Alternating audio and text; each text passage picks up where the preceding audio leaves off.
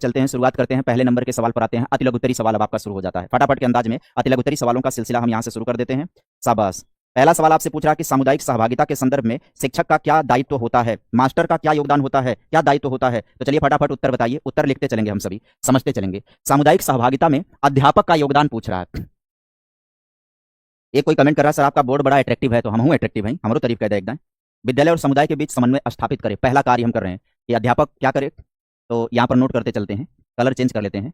अध्यापक क्या करे, तो पहला काम अध्यापक को ये करना है, अध्यापक का दायित्व है, अध्यापक का दायित्व है कि वह विद्यालय विद्यालय तथा समुदाय के बीच विद्यालय तथा समुदाय के बीच समन्वय स्थापित करे, समन्वय स्थापित करे। समन्वय का मतलब जानते हैं क्या? समन्वय स्थापित करे, तालमेल स्थापित करे। ऐसा ना हो कि स्कूल अलग राह पलाप रहा हो और कम्युनिटी अलग राह पलाप रही हो, दोनों के बीच का आपसी तालमेल बेहतर हो। अभिभावकों को विद्यालयी गतिविधियों से जोड़े, दूसरा लिख लो यहाँ पर, अभिभावकों को विद्यालयी गतिविधियों से जोड़े, अभिभावकों को विद्यालयी गतिविधियों से जोड़े, विद्यालयी गतिविधियों से जोड़े। कितना सरल है देखो, गतिविधियों से जोड़े। मास्टर करता है ये काम कि नहीं करता, ये बताओ हमें। मास्टर काम करता है कि अभिभावकों को वह स्कूल की गतिविधियों से जोड़ने का काम करता है ना? हाँ। विद्यार्थियों के समग्र विकास के लिए क्या करे भाई? 30 शब्द में पूछ रहा है तो मैं पॉइंट में लिख रहा हूं, आप अपने हिसाब से लिख लेना। विद्यार्थियों के समग्र विकास के लिए उसे क्या करना होगा? विद्यार्थियों के समग्र विकास के लिए उसे क्या करना होगा भाई? समुदाय की सक्रिय भागीदारिता को सुनिश्चित करे, समुदाय की सक्रिय भागीदारिता को सुनिश्चित करे, भागीदारिता को सुनिश्चित करे। बहुत तो बता दिया हमने, आपसे 30 शब्द में पूछा था, अति लघुत्तरी पूछा था, और हमने इसको लेकर के तमाम बातें आपको बता दी हैं। उम्मीद करेंगे कि आप सभी को याद भी हो गया होगा और ये 30 शब्द आपको कंठस्थ हो जाएगा। क्या कह रहा है? अध्यापक का दायित्व है कि वह विद्यालय और समुदाय के बीच का आपसी समन्वय स्थापित करे तथा अभिभावकों को विद्यालय की गतिविधियों से जोड़े और विद्यार्थियों के समग्र विकास के लिए समुदाय की सक्रिय भागीदारिता को सुनिश्चित करे। बस 30 शब्द हो जाएगा। सर 7 नंबर वाला क्वेश्चन में फिर से बता दीजिए, 7 नंबर वाला क्या है? वो इतना पीछे लौटैबा। चलो अब देखा था, क्वेश्चन नंबर 17 में आ जाओ गाइस। क्वेश्चन नंबर 17 में देख लेते हैं, क्वेश्चन नंबर 17 क्या कहता है। क्वेश्चन नंबर 17 कहता है ब्लूप्रिंट क्या है? तो प्रश्न पत्र का खाका। ब्लूप्रिंट क्या है बच्चा? प्रश्न पत्र निर्माण का खाका या कच्चा चिट्ठा, खाका या कच्चा चिट्ठा, इसी को ब्लूप्रिंट कहते हैं। जो हमारे अपने शब्दों में हमने आपको बताया कि प्रश्न पत्र निर्माण का, हाँ, मैथ की क्लास लगा के शैक्षिक मूल्यांकन चला रहे हैं, समझ में नहीं आ रही है बात गाइस आप लोगों की? क्या कह रहे हो? नितिन भाई कह रहा कि गुरुदेव जी आप इसी तरह से लिख करके पढ़ाया करो ताकि आपका भी हाथ दर्द करे, 2 घंटा पढ़ाया करो, नहीं शैलेश सर से शिकायत करेंगे। अच्छा, मिल जाता तो हम तुम्हारे कन्हवा पे 2 घंटा तक बैठी जाए कसम से। हाँ 2 घंटा में तो फिर तुम्हें तैयारी समझ में आ जाए। प्रश्न पत्र निर्माण का खाका या कच्चा चिट्ठा तैयार करना, यही ब्लूप्रिंट होता है। इसमें विषय वस्तु, उद्देश्य और कठिनाई स्तर और प्रश्नों की संख्या का निर्धारण होता है। क्या क्या निर्धारण होता है इसमें? क्या क्या निर्धारण होता है इसमें? उद्देश्य का निर्धारण होता है इसमें। उद्देश्य कामा कर देना, उद्देश्य, विषय वस्तु, कठिनाई स्तर, विषय वस्तु, कठिनाई स्तर, प्रश्नों की संख्या तथा प्रश्नों के प्रकार, प्रश्नों की संख्या तथा प्रश्नों के प्रकार का निर्धारण किया जाता है। प्रश्नों के प्रकार का निर्धारण किया जाता है, समझ गए बात को कि नहीं मास्टर लोगों? समय भी निर्धारित होता है, समय का भी निर्धारण किया जाता है कि कितने प्रश्नों का जवाब कितने नंबर तक मिलेगा। ब्लूप्रिंट समझ में आ गया कि नहीं? एक बार दोबारा से पढ़ लो, ब्लूप्रिंट कसम से याद हो जाएगा, विद्या कसम याद हो जाएगा। चलो दोबारा से क्या कह रहा है? ब्लूप्रिंट क्या होता है? तो कह रहे हैं कि प्रश्न पत्र निर्माण का खाका या कच्चा चिट्ठा क्या कहलाता है? ब्लूप्रिंट कहलाता है, ब्लूप्रिंट कहलाता है। आगे कह रहा है कि इसमें क्या काम किया जाता है? तो इसमें उद्देश्य, विषय वस्तु, कठिनाई स्तर, प्रश्नों की संख्या तथा प्रश्नों के प्रकार का निर्धारण किया जाता है। पहले एक कच्चा चिट्ठा तैयार कर लिया जाता है, फिर उसी के आधार पर प्रश्न पत्र बनाया जाता है। आगे चलो गजनियों, आपको भी गजनी नाम दे ही रहा हूं। 18 नंबर में क्रियात्मक शोध की एक परिभाषा पूछ रहा है, तो चलो एक परिभाषा लिख दो क्रियात्मक शोध का। आप चाहो तो आप परिभाषा में किसी के अनुसार भी लिख सकते हो परिभाषा, या अपने अनुसार भी परिभाषा लिख सकते हो, क्योंकि ये किसी के अनुसार कह नहीं रहा है। नंबर 2 गुरुजी 6 को मिलूंगा, 7-8 तारीख को आए। ये भाई बड़ी हिम्मत कर रहा है बंदा, ये तैयार भी है कंधे पर बैठाने के लिए, ये कंधे पर बैठाने के लिए तैयार भी है मुझे। वेट बढ़ा ले भाई, मेरा तो 90 किलो है। क्रियात्मक शोध की एक परिभाषा पूछ रहा है, तो कोई परिभाषा आप लोग बता दो फटाफट, एक परिभाषा आप लोग बता दो तेजी से। क्रियात्मक अनुसंधान की परिभाषा बताओ मास्टर लोगों जल्दी से। लिख नहीं रहे हो? आओ मैं लिख देता हूं अपने हिसाब से। क्रियात्मक शोध वह शोध है, क्रियात्मक शोध वह शोध है, क्रियात्मक शोध वह शोध है, क्रियात्मक शोध या अनुसंधान वह शोध है जिसमें जिसमें अध्यापक जिसमें प्रधानाचार्य प्रधानाचार्य द्वारा, अध्यापक या प्रधानाचार्य द्वारा विद्यालय की व शिक्षण की तात्कालिक समस्याओं का, विद्यालय की व शिक्षण की, विद्यालय की व शिक्षण की समस्याओं का, शिक्षण की समस्याओं का तात्कालिक समाधान किया जाता है, तात्कालिक समाधान किया जाता है, तात्कालिक समाधान किया जाता है। हम कह रहे हैं हम किसी की परिभाषा नहीं याद रखे हैं, हम अपनी परिभाषा याद रखे हैं और यही परिभाषा हम लिख लेते हैं, यही परिभाषा हम लिख देते हैं। हाँ, जिसका उद्देश्य क्या होता है कि समस्या की एक साथ जांच करना और समाधान करना होता है। बिल्कुल सही है, बिल्कुल सटीक जवाब है आप सभी लोगों का, बहुत अच्छे। गुरुजी किसी के अकॉर्डिंग तो हमें याद नहीं है, अपने अकॉर्डिंग याद हो गया तो बहुत अच्छी बात है, कोई बात नहीं है। जब प्रश्न है ना कि परिभाषा लिखिए, अगर आप अपने अनुसार भी परिभाषा लिख देते हैं जिसमें कोई गलतियां नहीं होती हैं, आपको नंबर मिल जाएगा। हाँ, इसमें कोई गलती नहीं है, नंबर मिल जाएगा। आगे बढ़ चलते हैं, सवाल देखते हैं हम सभी लोग। अगला आता है क्या, परिकल्पना क्या है? हाइपोथेसिस के विषय में पूछ रहा है। What is hypothesis? परिकल्पना किसे कहेंगे? तो परिकल्पना के बारे में सवाल पूछ रहा है तो आप कह सकते हैं कि एक अस्थायी अनुमान या कथन। परिकल्पना क्या है बच्चा? तो परिकल्पना एक अस्थायी अनुमान, परिकल्पना एक अस्थायी अनुमान, परिकल्पना एक अस्थायी अनुमान या कथन है, एक अस्थायी अनुमान या कथन है। भाई कोई भी समस्या जब हमारे सामने आ जाती है, समाधान के लिए हम अनेक विचार अपने दिमाग में लाते हैं, यानी अनुमान लगाते हैं, अनुमान लगाते हैं। संभावित समाधान की दिशा, आप कह सकते हैं परिकल्पना एक अस्थायी अनुमान या कथन है जिससे जिससे समस्या का संभावित समाधान, जिससे समस्या का संभावित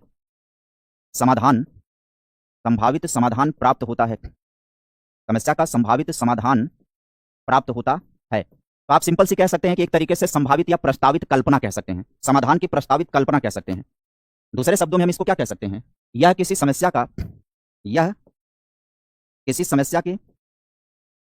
समस्या के समाधान की संभावित कल्पना है, संभावित या प्रस्तावित कल्पना है, संभावित या प्रस्तावित कल्पना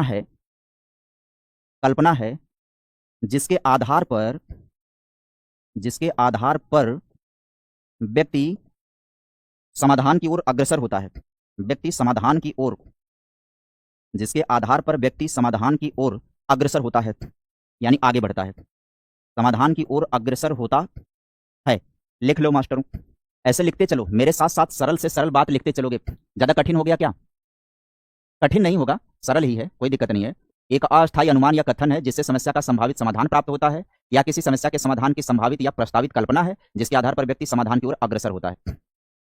हाँ, कल्पना के साथ परी को जोड़ दो, परिकल्पना हो जाएगा। बहुत बढ़िया, क्या बात करते हो यार, आप लोग अच्छे हो, टैलेंटेड हो।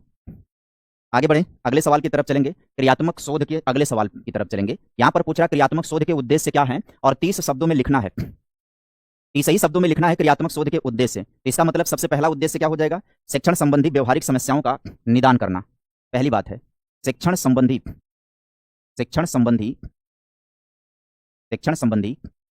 व्यवहारिक समस्याओं का समाधान करना, व्यवहारिक समस्याओं का समाधान करना। पहला उद्देश्य हो गया कि नहीं हो गया? दूसरे उद्देश्य में हम लिख देंगे क्या, शिक्षण अधिगम प्रक्रिया में सुधार करना, शिक्षण अधिगम प्रक्रिया में सुधार करना, शिक्षण अधिगम प्रक्रिया में सुधार करना।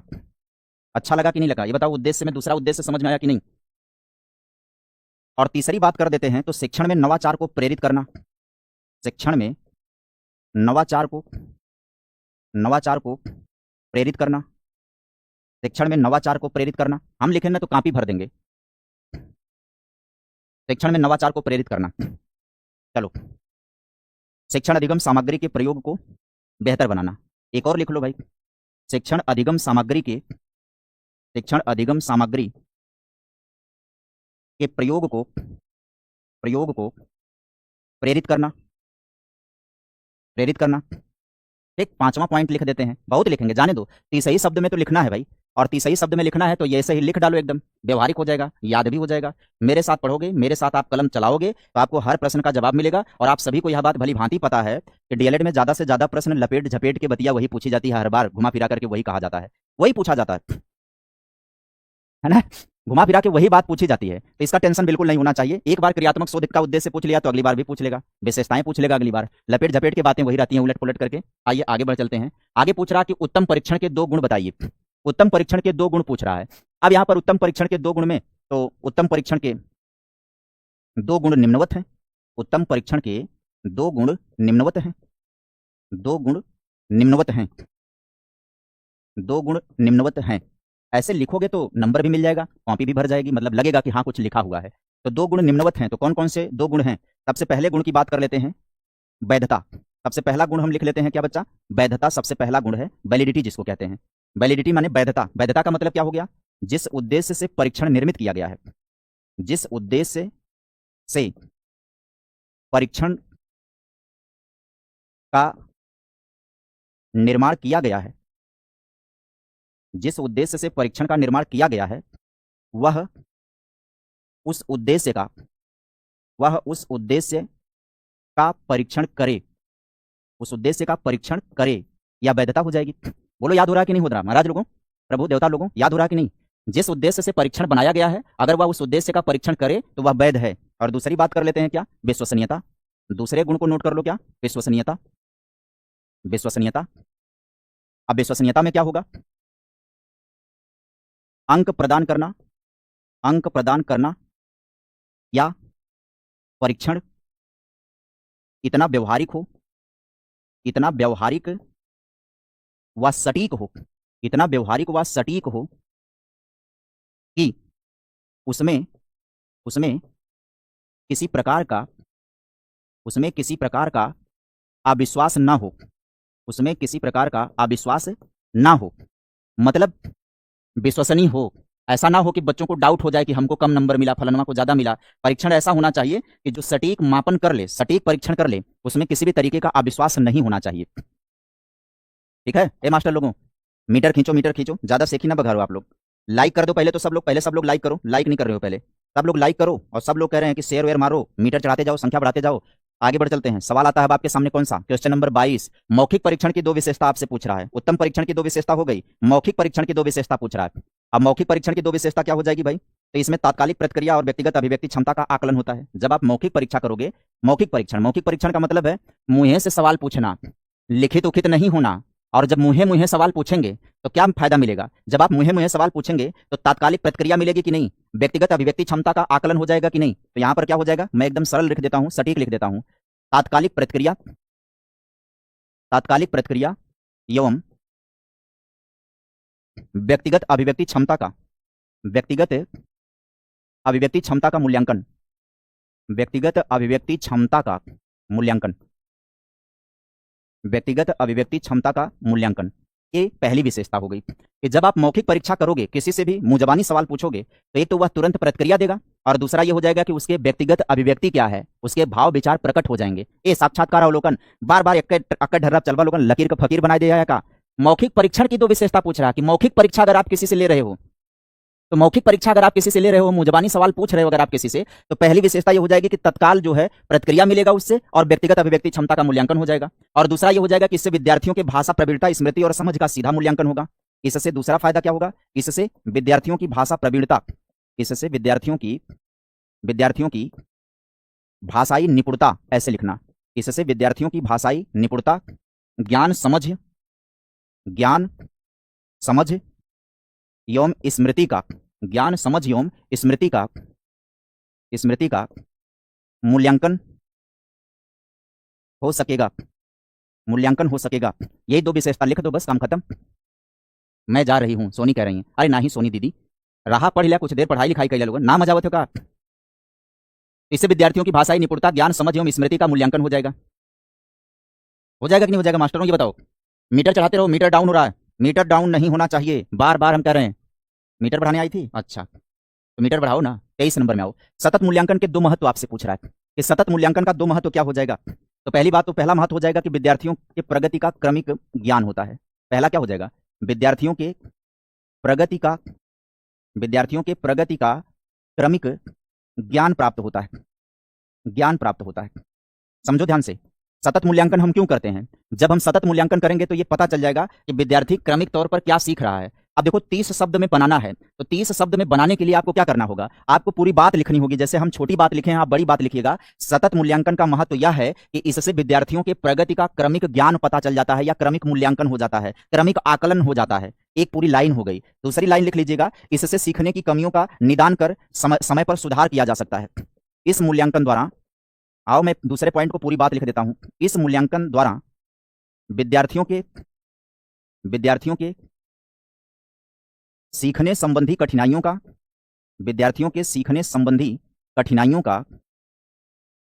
का ज्ञान हो जाता है, या कठिनाइयों का पता चल जाता है।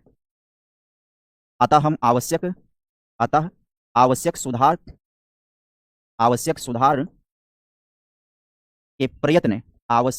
के प्रयत्न किए जा सकते हैं। यही होता है भैया सतत मूल्यांकन का महत्व। सतत मूल्यांकन क्यों करते हैं? क्या वैल्यू होता है? सतत मूल्यांकन का फायदा क्या होता है? वही उसका महत्व होता है। समझ में आ गई बात कि नहीं? सही समय पर समाधान मिल जाता है, ये दूसरा फायदा हो जाता है। बोलो, बातें समझ में बैठ रही हैं कि नहीं? दिमाग की बत्ती जल रही है कि नहीं? आगे बढ़ चलते हैं। 24, मूल्यांकन के 2 प्रकार बताइए। देखो, वैसे आपने मूल्यांकन के कई प्रकार पढ़े होंगे। हाँ जी हाँ, सूर्या गौतम सही पकड़े हो गुरु। आओ भाई, यहाँ पर आपसे सवाल क्या पूछ रहा है? मूल्यांकन के प्रकार। देखो मैं क्या कह रहा हूँ, वैसे आपने मूल्यांकन के चाहे जितने प्रकार पढ़े हैं उससे नहीं मतलब है। यहाँ पर आपसे प्रकार जो पूछ रहा है, 2 प्रकार 3 प्रकार, जो प्रकार आपको समझ में आए आप लिख देना। जैसे हम लिख दे रहे हैं रचनात्मक मूल्यांकन। जैसे हम क्या लिख दे रहे हैं भाई? रचनात्मक मूल्यांकन। हमने लिख दिया क्या? रचनात्मक मूल्यांकन। हमने लिख दिया क्या? हमने लिख दिया योगात्मक मूल्यांकन। रचनात्मक मूल्यांकन, और दूसरा हमने क्या लिख दिया? योगात्मक मूल्यांकन।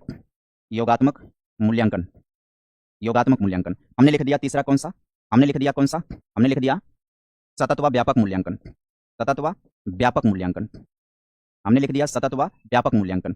लिख दिया कि नहीं लिख दिया? अगर आप चाहो तो लिख सकते हो चौथा भी, निदानात्मक मूल्यांकन लिख सकते हो। वैसे रचनात्मक वाला निदानात्मक ही होता है, लेकिन कोई बात नहीं है। अगर आप ये लिख दोगे तो ये आपका उत्तर करेक्ट हो जाएगा। बहुत बड़ा मत कीजिए, आगे बढ़िए। आगे देखते हैं 25, मापन और मूल्यांकन में 2 अंतर बताना है। एक अंतर की बात नहीं कर रहा, 2 अंतर बताना है। बताना कौन से 2 अंतर हो जाएंगे? एक तरफ मापन लिख देना, और एक तरफ क्या लिख देना गाइज? एक तरफ मापन लिख देना, और दूसरी तरफ क्या लिख देना? दूसरी तरफ आपको लिख देना है मूल्यांकन। ऐसे कॉलम बना देते हैं। एक तरफ मापन लिख दिया और दूसरी तरफ क्या कर दिया हमने? मूल्यांकन कर दिया। अब मापन में क्या लिखेंगे? यह सीमित है, और यह क्या है भाई? यह व्यापक होता है। मूल्यांकन कैसा होता है? व्यापक होता है। इसमें दूसरे में लिखेंगे, इसमें वस्तु को मात्रा या संख्या के रूप में व्यक्त किया जाता है। मात्रा या संख्या के रूप में व्यक्त किया जाता है। और इसमें क्या किया जाता है? इसमें परिणाम के आधार पर